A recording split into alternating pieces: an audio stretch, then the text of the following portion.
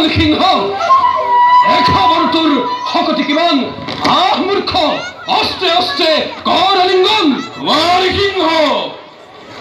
কিয় মোৰ এনে কুভকাৰ্যত ঘটাইছ বিগিৰি নাজানো নেকি এটা মন সিংহ আজি চমল খন্ত্ৰী পুনবাৰ দিওঁটোত মই হিত উপদেশ তুৰন্ত তোৰ হয়াৰ পৰা নতজি বিলম্বই খতম বিঘিৰি আহ মূৰ্খ অস্তে অস্তে কৰ আলিংগন লাগিলে ঘূৰণ অতি ভয়ংকৰ পদ ভৰে বহুমতি কবে থৰা থৰা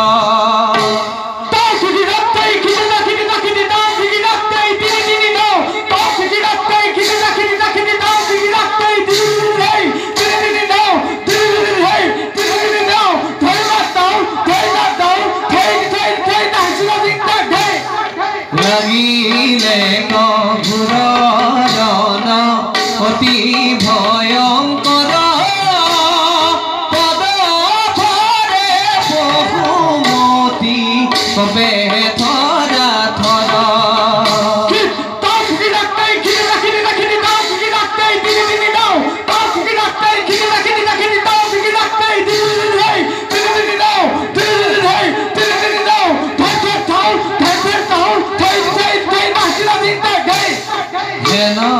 জানি নৰ লোকে হেৰায়ান কাম সাধু কদাপি মুলা ৰাম ৰাম মুলা ৰাম ৰাম মুলা ৰাম ৰাম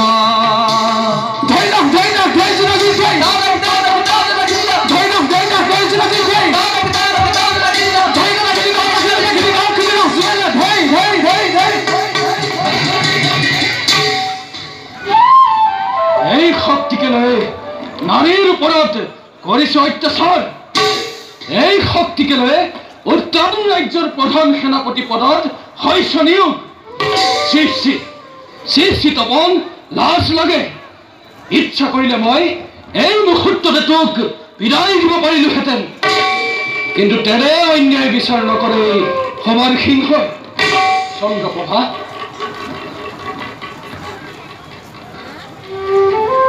বলা বলা চন্দ্ৰপ্ৰভা ৰাজ্যৰ বাহিৰত ভগ্ন কুটিৰত বৰৰাণীয়ে বাস কৰিছে যাওঁ আমি বৰৰাণীৰ সমীপে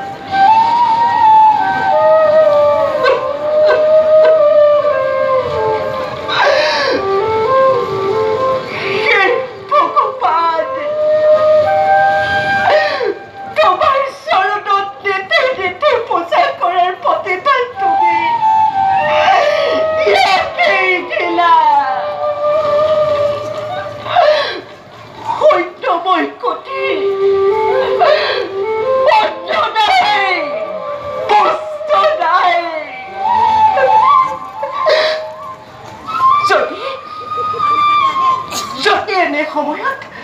বাছা ধৰিব আৰু দয়ালে অন্ন বিচাৰে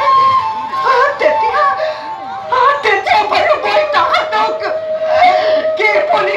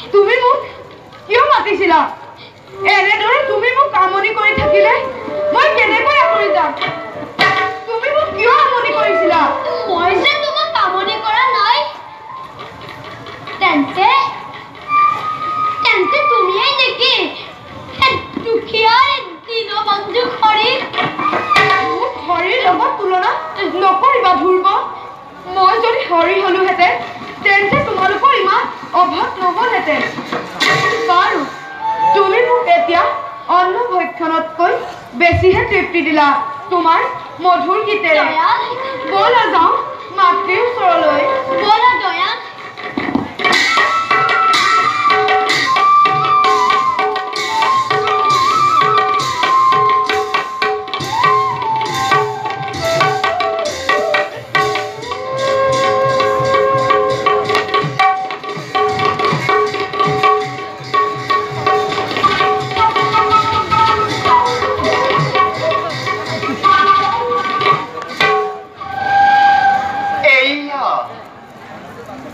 দেৱৰ সিয়ে দিয়া ঔষধ লৈ আহিছোঁ এই ঔষধ মই আজি নিশ্চয় দীনদয়ালক ভক্ষণ কৰাম দীনদয়াল এইফালে আহিব ধৰিছে নাথ বিদুষিনী নাথ বিদুষিনী পিয়াহত অন্তকণ্ঠ একেবাৰেই শুকাব লাগিছে নাথ যোৱা মোক অলপ পানী আনি দিয়া খন্তেক অপেক্ষা কৰক নাথ মই আপোনাৰ কাৰণে পানী লৈ আনো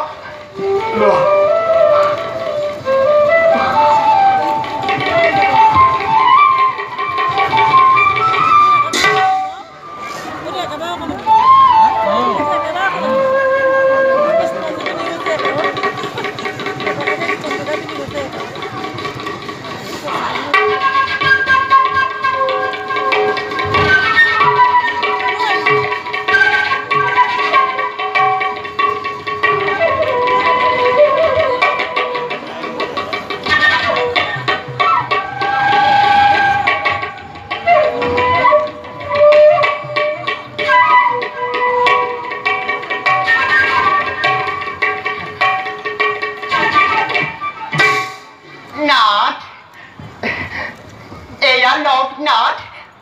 পানী পিয়াহ পদুৱাই খাওক দিয়া বিদুষিনী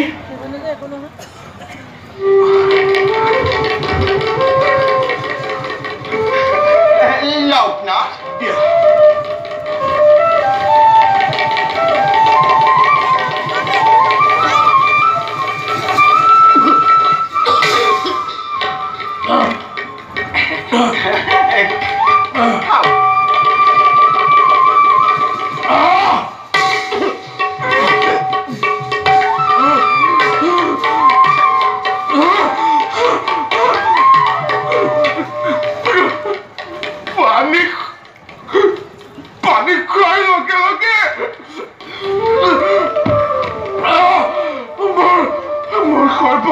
কঁপিব লাগিছে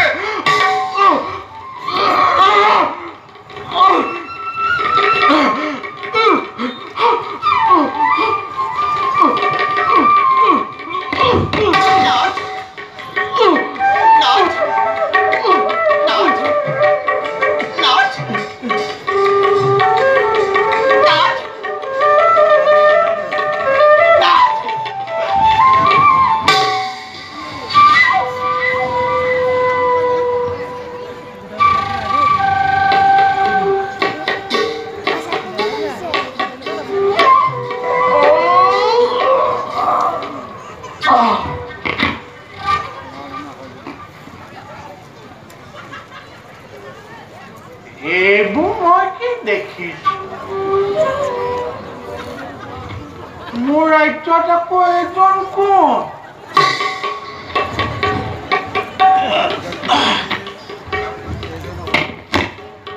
হেৰা ৰজা মইহে ৰজা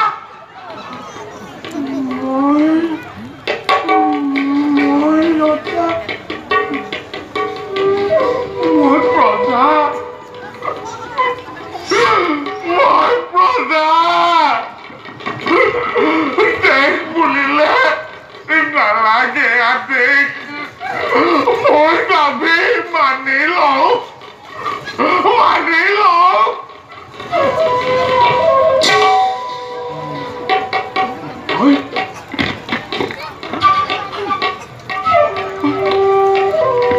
নাই মই মোৰ হৰিক আৰাধনা কৰো কিন্তু ৰজাই যখন হৰিক আৰাধনা কৰে সেনাপতি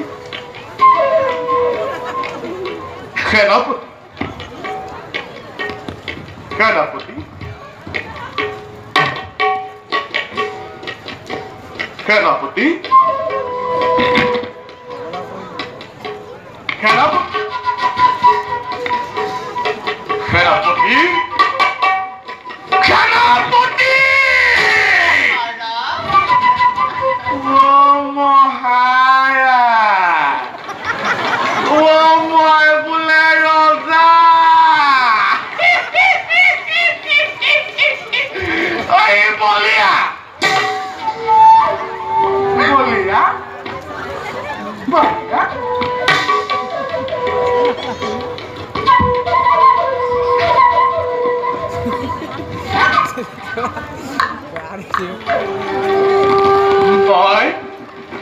মই বাঁহী বজা তুমি নাচিবা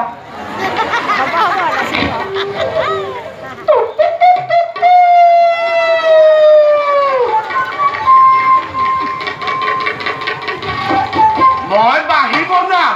তুমি নাচিবা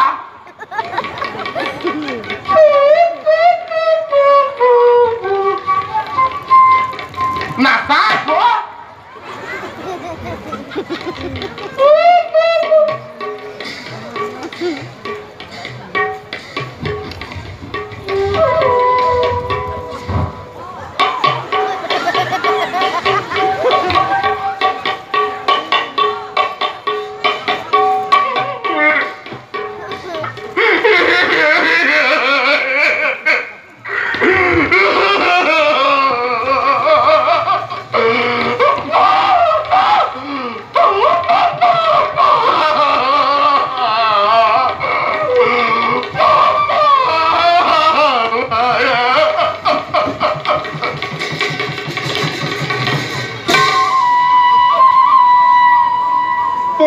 হল মোৰ আজি মনৰ কামনা দেৱৰ সিয়ে দিয়া ঔষধ প্ৰাণ কৰায়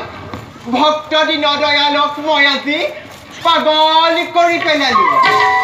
দয়ালৰ এই পাগল আমি দেখি সৰুৰাণী নিশ্চয় আজি হ'ব আনন্দিত যাওঁ মই সৰুৰাণীৰ লগত ভৱিষ্যতৰ বিষয়ে কৰোঁগৈ আলোচনা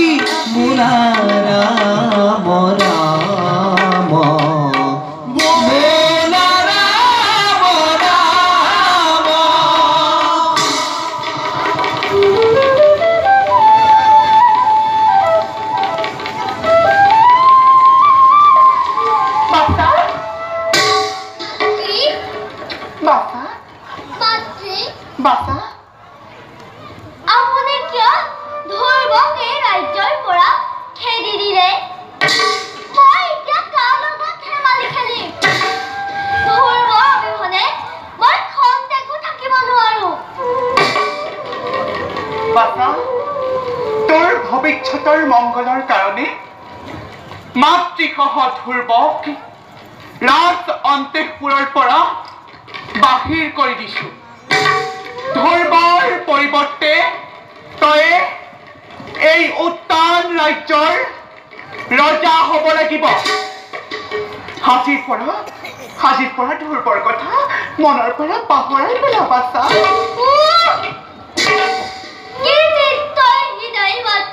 বাবা আমাৰ তোৰ ৰাজ্যত মুহত পৰি পৰ মাতৃ শুনি দি আৰু ধুৰ্ব এই ৰাজ্যৰ পৰা খেদি দিলে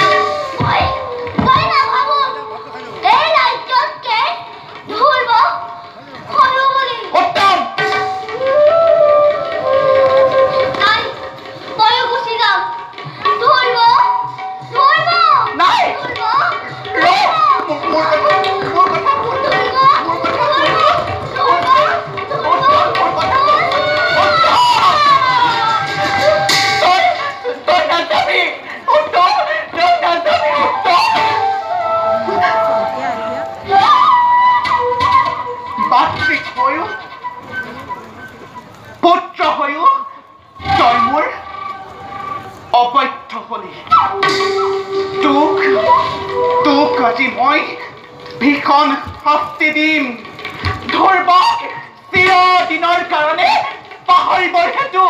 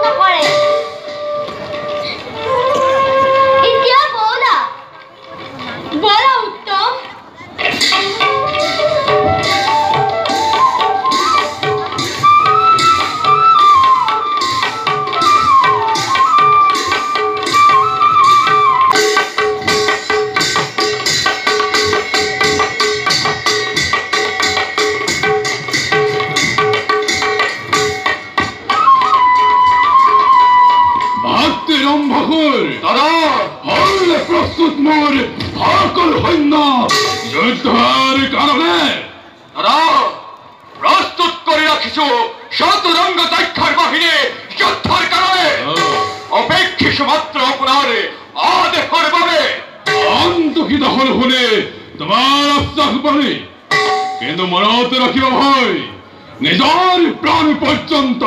অৰ্পণ কৰি হলেও চাৰিগ ৰাজ্যত জয়কাৰ বিজয় ধ্বজা উৰাব লাগিব আক্রমণ করে অমরাবতী পরে বন্দী করে আমি সকল দেবতাকে সাক্ষ্য করিলাই বলা বলা ভাই দোহাই বেগের যাত্রা করু আমি চারিগ অভিমুখে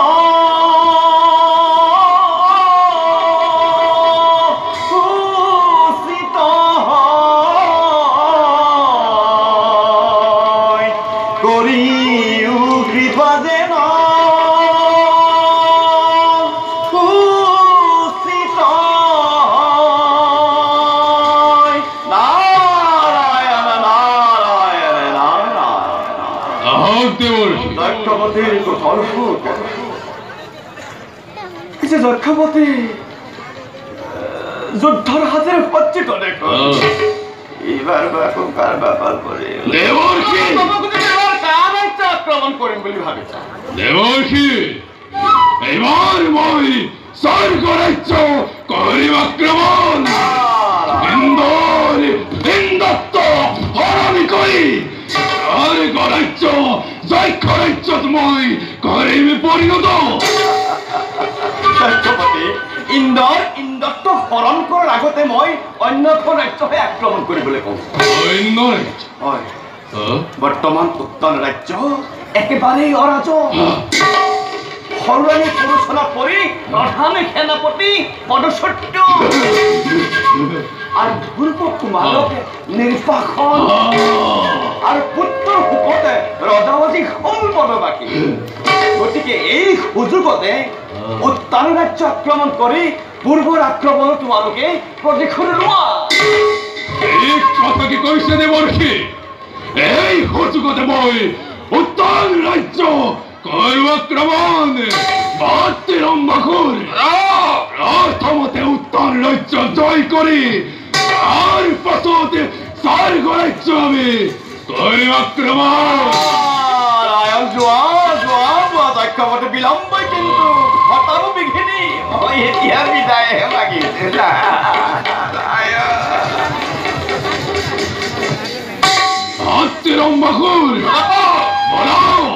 বিলম্বন কৰি যাত্ৰা কৰো আমি উত্তৰ ৰাজ্যলৈ। বিলম্ব কৰি নাই প্ৰয়োজন। জয় জয় খাৰদাৰ, জয় জয় খাৰদাৰ, জয় জয় খাৰদাৰ।